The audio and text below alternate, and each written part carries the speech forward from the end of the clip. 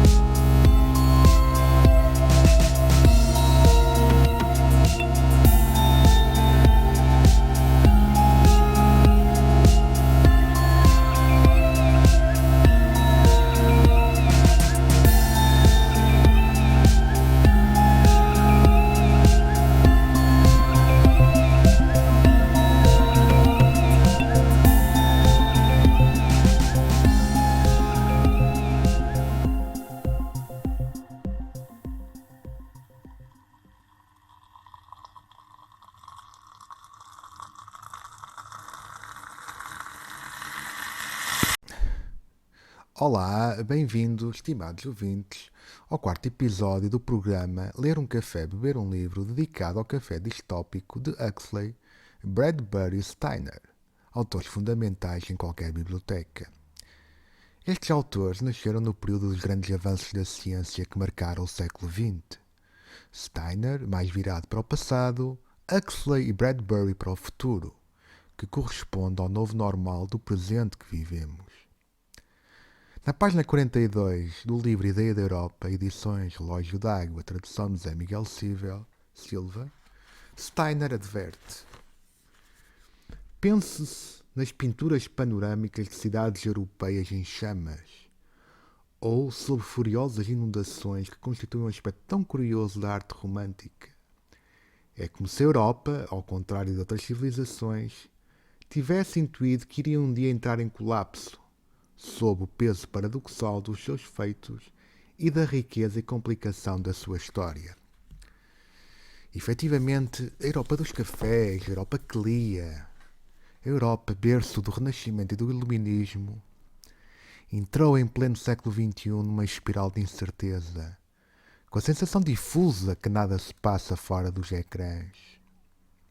Os usuários colocam voluntariamente fotos, vídeos, imagens em cascata do seu cotidiano.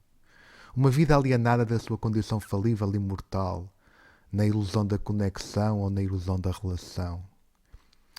No admirável mundo novo, as personagens tomam uma substância chamada soma.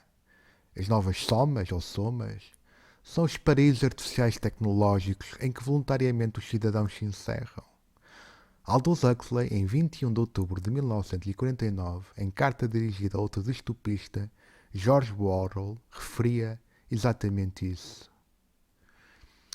E dizia ele: na próxima geração, acredito que os governantes do mundo descobrirão que o condicionamento infantil e a narco-hipnose são mais eficientes como instrumentos do governo do que clubes e prisões. E que o desejo de poder pode ser completamente satisfeito sugerindo às pessoas que amem a sua servidão, como açoitando e levando-as à audiência. Em outras palavras, sinto que o pesadelo de 1984 está destinado a se modular no pesadelo de um mundo que se assemelha mais ao que imaginei em Admirável Mundo Novo. A mudança ocorrerá como resultado de uma necessidade sentida de maior eficiência. Enquanto isso, é claro, pode haver uma guerra biológica e atómica em grande escala. Nesse caso, teremos pesadelos de outros tipos, dificilmente imagináveis. Estas palavras proféticas anteciparam a biopolítica, que aí está. Mesmo que com fins benignos, o controle é inevitável. O paradoxo emerge. A liberdade que coloca em perigo outra não é liberdade, porque destrói os fundamentos da autonomia do nosso semelhante. O poder veste-se de uma opacidade que não permite ao cidadão e à democracia ter decisões inteligentes e racionais.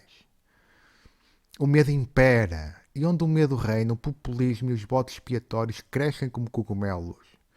A opressão avança mesmo que subliminarmente.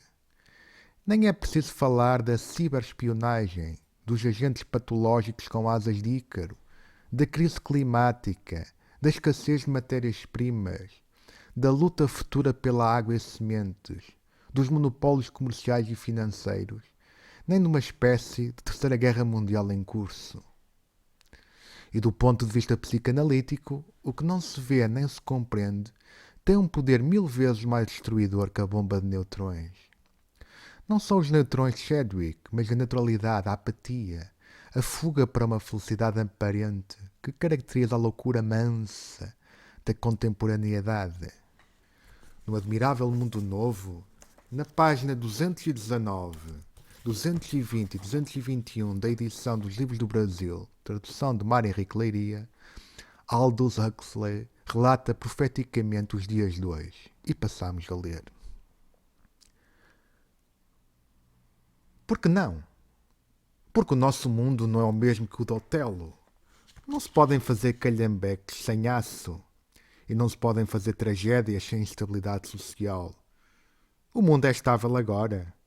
As pessoas são felizes, conseguem o que querem e nunca querem aquilo que não podem obter. Sentem-se bem, estão em segurança, nunca estão doentes, não receiam a morte, vivem numa serena ignorância da paixão e da velhice. Não são sobrecarregadas com pais e mães, não têm mulheres nem filhos, nem amantes, pelos quais poderiam sofrer emoções violentas. Estão de tal modo condicionados que praticamente não podem deixar de se portar como devem. E se por acaso alguma coisa correr mal, há o Soma, que o senhor atira friamente pela janela em nome da liberdade, senhor selvagem. A liberdade? Haha, pôs-se a rir. O senhor espera que os deltas saibam o que é a liberdade? E agora espera que os deltas sejam capazes de compreender Otelo, meu caro amigo? E mais à frente, Huxley escreve: a felicidade real parece sempre bastante sórdida quando comparada com as largas compensações que se encontram na miséria. É evidente que a estabilidade como espetáculo não chega aos calcanhares da instabilidade. E o facto de se estar satisfeito não tem nada do encanto mágico de uma boa luta contra a desgraça. Nada do pitoresco de um combate contra a tentação ou de uma derrota fatal sob os golpes da paixão ou da dúvida. A felicidade nunca é grandiosa. Huxley, no fundo, fala da desumanização, e é esta que nos dias de hoje avança, em que os livros são abandonados nas estantes ou servem de calços àquelas que são coxas. Os homens e as mulheres vão se esquecendo uns dos outros. Com a cara tapada já não sabem olhar. A miopia avança e as letras dos livros ardem à boa maneira de Ray Bradbury, onde os bombeiros queimam livros. E como disse Steiner, citando Heine, onde se queimam livros, acabam por se queimar pessoas.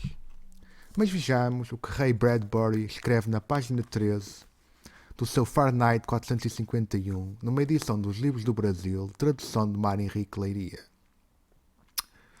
Permite que lhe faça uma pergunta? Disse de súbito Clarice. Há quanto tempo trabalha como bombeiro? Há 10 anos, tinha então 20. Nunca leu os livros que queima? Montaigne riu. É contra a lei. É verdade. É um bom trabalho. Segunda-feira queimar Milley, quarta-feira Whitman, sexta-feira Faulkner, transformá-los em cinzas e depois queimar as cinzas. É o nosso estribilho oficial. Agora, a forma moderna de queimar livros é não ler os mesmos.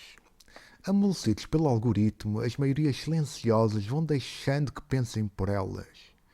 A inteligência artificial avança. O programa de xadrez AlphaZero consegue pensar por si, derrotar todos os programas de computador de xadrez anteriores.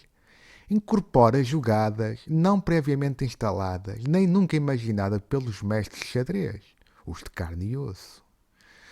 A filosofia é ostracizada nas escolas, os ensinamentos de Kant foram ultrapassados. A realidade já não é apenas o que cada um aprende dentro das suas limitadas capacidades, como a forma do copo que molda a água da vida. Aos poucos, a percepção de 360 graus do mundo é descodificada pela inteligência artificial. Nenhum ângulo escapa. A vida bem vivida, cheia de imperfeições e exaltações, é bem substituída pela vida socialmente aceita e validada por um punhado de chips. Busca-se a longevidade e imortalidade num mundo mortalmente caído numa poção milagrosa, uma soma ou soma de zeros e uns que tudo calcula, nivela e higieniza. Só as mãos devem ser lavadas, mas não como as de Pilatos. Estar a mais de 2 metros do outro não implica o apagamento da memória, nem a máscara na cara impedem os homens e mulheres de resistirem e das cinzas construírem um mundo melhor. Como será? Perguntem ao algoritmo comportamental ou ao novo Homo que substituirá num futuro próximo o Sapiens Sapiens. Todavia, termino com uma nota de esperança, fundada nas raízes da cultura e da educação, que Steiner magistralmente invoca nas páginas 51 e 53 da sua Ideia de Europa. É entre os filhos de Atenas e Jerusalém, a miúdo cansados, confusos, divididos, que poderíamos retornar à convicção de que uma vida não examinada é de facto indigna de ser vivida. A dignidade do Homo sapiens reside exatamente nisto. Compreender no que consiste a sabedoria, procurar o conhecimento desinteressado e criar beleza.